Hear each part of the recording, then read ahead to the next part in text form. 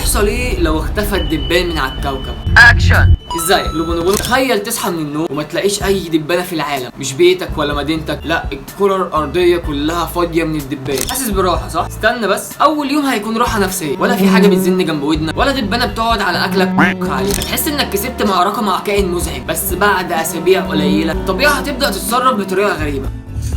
الورد في الجناين مش بتتلقح زي الاول، بعض النباتات بدات تختفي، الطيور اللي كانت بتاكل الدبان بقت جعانه، سلسله كامله من الحياه بدات تنهار. اللي يمكن ما تعرفوش ان الدبان مش مجرد كائن مزعج، ده جزء اساسي من شبكه الحياه. هو بينظف الكوكب من الفضلات والجثث، وبيوفر غذاء لعشرات الانواع من الاسماك والطيور والحشرات. من غير الدبان هتلاقي الروائح الكريهه بتسيطر على المكان، والامراض بتنتشر اسرع، والمزارع بتخسر محاصيلها، وده ممكن يوصلنا لمجاعه عالميه بسبب كائن وزنه اقل من جرام. انا عملت كل ده ازاي؟ الحل مش اننا نتخلص منه، بس نفهم دوره. في طرق نتحكم بيها في اعداده من غير ما نمسح وجوده، عشان بس نحافظ على التوازن البيئي، بس كده.